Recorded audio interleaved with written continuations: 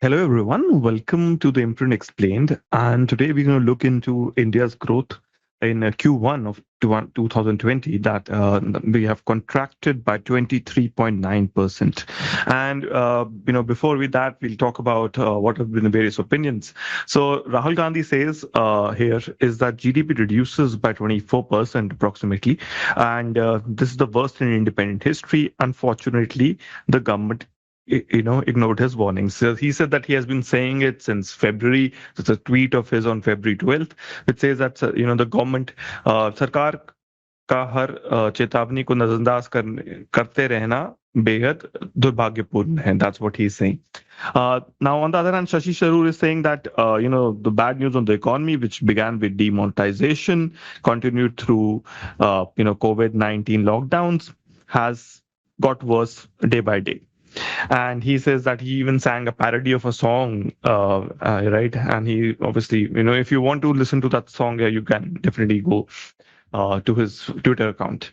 So, what has been the reason? So, if somebody's asked me what is the reason that India's GDP has been contracting, I would say yes, COVID is a problem. Yes, it has led to this present situation. But I think it's in the messaging of this government how they have been behaving regarding the economy. So if you ask a question like why onion prices are high, they said I don't need onions. So or maybe we are like being a little critical, but okay. Why are auto sales low? Millennials are using Ola, Uber. Why are e-cigarettes banned? It contains nicotine and injurious to health, so cigarettes don't, right? So the logic is not there at all. Why no funds to pay GST dues to states? Act of God. Okay, so the government has been behaving anti-federal, has been behaving anti-people and anti-economy in the garb of thinking that they are winning elections. Okay, and that is the hubris, and that has led to a -7% contraction. We are expecting this year that we'll have, according to the McKinsey Express Research Group, that will contract in financial year 21 by 7%. And on an average, we used to grow at 7%. And this has been happening for the last 30 years or so, right? 1992, right? From that, you can see the average out. Okay. There have been phases in which we had less than 7% growth, and that's been the case, I think, maybe last year. But still, it was not that bad. It was when that those small changes happened. But this -7%, people they can definitely say that this is directly on the government. Government is responsible. You can say that you had this COVID lockdown, but you had a financial recession also in 2008 or 9. You might say that India was not integrated that much at that time. Those arguments can be given, but at the end of the day, it happened when you were in power. Could you have managed better? That's the question, right? So let's try to discuss that. So this is the article, right, from the Hindu, and it says GDP falls 23.9% the first quarter. It's the worst contraction seen in decades, right? And it says that this is only for April to June quarter, right? Okay. And this is released by the National Statistics Office, and this is on Monday, the day before. And the contraction reflects severe impact of the lockdown, which halted most economic activities. Even a slowdown, trend was, there was a slowdown happening even before that. So right, this contraction might be the worst in the history of independent India. So what does DK Srivastava say? He's a chief policy advisor at ENY India. He says India is in a deeply vicious cycle where demand is contracted heavily, while the capacity to neutralize this contraction has also contracted equally because of tax revenue contraction. So the problem is that it's not just that you have just stopped the demand. The government cannot really come in and actually do something because that is a tax revenue contraction. He says that I don't see GDP returning to positive territory for 6 quarters at least till the second quarter of next year. And he expects a contraction of 5 to 7% in 2020-21. And he says that the last contraction happened in 79-80. So this is something that I think people should note, that when was the last contraction? The other contraction have been 65-68 and 72-73. And this year is likely to be the worst since independence. So I think the government has to be ready for some kind of a issue happening because, we have to do something about this. Now, this is the article, right, which is explaining it a little more detail. I think if you have time, you should go through it yourself as well. We'll also try to explain this article. This is from the Indian Express Explain page. So it says the India's GDP growth has contracted 23.9%. What is the economics behind that? It says that demand from individual citizens and private businesses. So what has happened? People have stopped spending money, right? And private businesses have plummeted because they were closed, right? How can people even go? There was a lockdown. There was a curfew, right? Increase in government's demand made up for just 6%.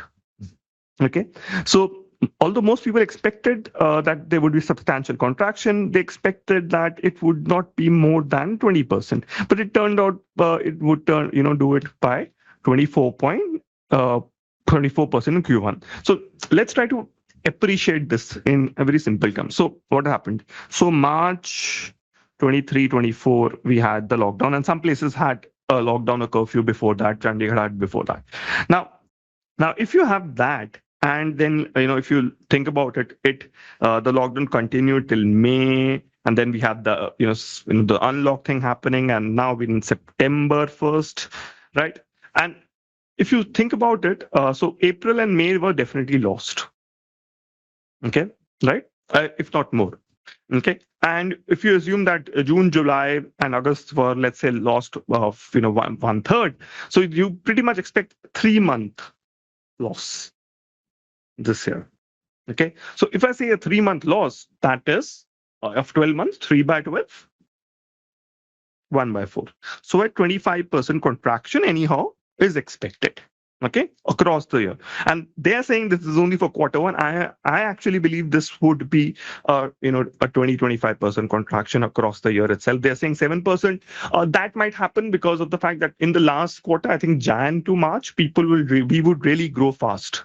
Okay, and then that would kick in, and maybe we reach a 10% margin, right? A 10% contraction, I would say. That is the idea. And the other thing is people don't want to be that negative, right? I'm being blunt that we have lost 3 months of the year. If you think about it, it's a loss of 1 by 4. That is 25%. Okay. Some people will say it might be 30%. The pessimistic will go, but I'll say, you will at the end of the day, 10 to 15% range would be the contraction that happened. So what is the GDP? First question is, a lot of you might not know what is the GDP. So GDP is defined as the total value of goods and services produced in India. So this is this is the definition of GDP in case you don't know, right? And this is in April, May, June, and it is 24% less than the total value of goods and services produced in India in the same 3 months last year. Now, how do we calculate GDP? But before we go into details how we calculate, let's look at some indicators of GDP. So look at the production of coal, cement, and steel. Now these two are used in construction sector. Now, if they're declining by something like 38% and 56%, it means the construction sector is hit by 40 to 50%, even without looking at the numbers there. Okay. Now look at the total number of telephone subscribers. It also tells you something that there has been unemployment. People are losing money, so they've stopped using, reduce their telephone expenditure. Commercial vehicles, obviously, when everything is closed, there's a curfew. You can't. Why would somebody buy? So, okay, expected. Cargo handling at seaport. There has always been a China issue also at the same time. So, okay, maybe there is also there. Cargo handling at airports. So airports have been closed. So how do you expect that to happen? Passengers has again, railways again. So maybe these indicators not that useful. Okay, but here cement, steel, very, very useful, right? I would say. So, but on the other hand, the data quality is suboptimal, and most observers observe that this would be worse. And as I've said, minus 25%, you're being optimistic. It is a lot worse than that. Okay. Then what is the biggest implication, right, to this?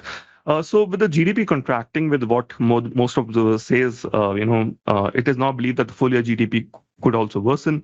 A fairly conservative estimate is 7%. I say it's nearly 15 to 20. Chart puts this in perspective. Since economic liberation in the 90s, Indian economy has clocked an average of 7%. We talked about this, that we were clocking 7% plus. Now we at 7% minus. It's the government who's to blame. They didn't close down the airports on time. They were doing Namaste Trump and whatnot, right? At a time where they should be just closing airports, not letting people come back. Okay, having checks on, it was really, really late. It was Kanika Kapoor actually at the end of the day, which made us wake up to this COVID challenge, I would say, right? So in terms of gross value added, a proxy of for production and incomes by different sectors of the economy, data shows that bearing agriculture where GVA grew by 3%, all sectors fell. So construction minus 50%, as we discussed before. Trade, hotel services minus 47%. Manufacturing minus 39%. Mining minus 23%. It is important to note that these sectors that create the maximum jobs are in the country, right, are the ones which have been hit. So what will happen? So what will happen is people will lose their jobs. At the end of the day, when they lose their jobs, consumption will fall even further, and the GDP will decline across, the next few months or so. Now, question is what causes this GDP consumption? So there's this formula that I think, or some of you might know, is that GDP is equal to C plus I plus G plus NX. Okay, right? So in any economy, so the total demand for goods and services, that is a GDP, is generated from the four engines of growth. The first is private consumption. So something like what I go to a market, buy something, right? So consumption. And Indian economy is consumption driven, and that has been our strength across the years. We have a good demographic dividend, we have a growing economy. 6% is something that we expect anyhow. Okay, so 56.4% of all quarter is consumption. Then we have investment. This is obviously by private sector businesses. This is 32% of all GDP. Then we have the government, which is accounting for 11% of GDP, and then we have net exports, which are normally negative. We actually import a lot more, being a growing nation. The idea is that if you're a growing nation, if you grow fast, you will actually import more, except for a surplus economy like China. So look at this. So consumption, in financial year 20, which was 19.92 lakh in this quarter, has come down to 14.61 lakhs. So the difference of 5.31 lakh crore, and this is by 27%. So private consumption, the biggest driver, has fallen by a quarter, or a little more than that, 27%. The second engine, investments, again hit even harder. It has been hit by 47%, nearly 50%. Investments is down. Then we have expenditure by the government, which has increased. Obviously, not too much. Indirectly, this tells us how much the government actually spent in the last quarter. Okay, and it tells you that they didn't do enough. Modi came with that thing that I'll invest 10% of GDP. Look what he actually did, 68,000. Okay, this is on the ground number. Okay, right? Government data, I'm not saying this. Okay, right? So it tells you that how much limited physical scope is there with the government now. Okay, it's not totally his fault. His revenues are down. What else could he do? There's a limitation to how much you can spend at the end of the day when even the market is down. The only thing he could have done was implement a UBI. I think he might need to do that soon. Net demand from exports, obviously, this has turned positive suddenly, right? This tells you something is wrong in India. Okay, so the net demand, so because our major import is petrol, and that decreased, right? So this has led to this. Okay. And even in that, the government is making a killing by not decreasing the price, right? So even I would say in some ways it is even driving investments and consumption down because of that. Okay, so the biggest two engines, which are 88% of the total GDP, there was a massive contraction in both of them. Okay, now the idea is if the CNI fell for 10.64 lakh crore, right, the government spending has just increased by 68,000 crore. So it just means that we lost something like 10 lakh crore. So, okay, maybe we'll get that back. The money is still with the people, right? But the idea is at the end of the day, people need to have animal spirits encouraged, and that's not going to happen soon. Okay, so the government spending increase is so meager that it could cover just 6% of the total, fall in the demand experienced by people and businesses. Net result, though the government's share in GDP has gone up from 11 to 18%, reality is that we declined. Okay, and remember, the government might not have the physical space in the coming, quarters. Right, so that's going to be a problem. So, what is the way out now? Normally, what happens is when incomes fall sharply, which is going to happen, private individuals cut back consumption. So we say that, okay, let's just, reduce our expenses. So I'll tell you my expenses. Let's say, for example, one of my friends, he used to normally spend something like ₹1 lakh on his credit card bills. He, reduced it to like 5,000-6,000.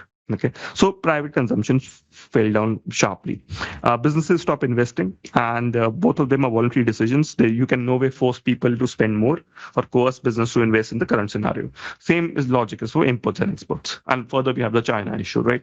So under the circumstances, there is only one engine which can boost, and that's the government. So the government, how can they do? They can either start building roads and bridges, paying salaries directly, maybe do a pay commission, directly handing out money that can revive the economy in the short term. Right? If the government doesn't do it, the economy will take a very long time to recover, and that's what EY head was saying, Srivastava. Uh, the question is, what is holding the government back? The thing is that the government finances are overextended. If you look at the physical deficit, is about 4.6% of GDP, right? So this is a huge problem. So, in other words, it was not only the borrowing, but the borrowing more than what they did, right? And this was because of the GST estimates that they had, the growth rate estimates they had, right? So, what should the government do? The idea is that the McKinsey Global Institute provides the way that you can actually generate some 3.5, 3.6% of GDP. They say that let's focus on efficient subsidy and social spending, right? And let's try to make our schemes more efficient. Then we can obviously make privatizations in state-owned PSUs. Then asset monetization, land that the PSUs might have. Then some tax BMC might happen because of simplification. Not going to happen. Sorry. Then power sector reforms, something like that might help. Marketing savings rate. If you do this, it will just, create further issues, right? And it's not easy, right? People will get angry with this if they do though. So again, difficult to do this.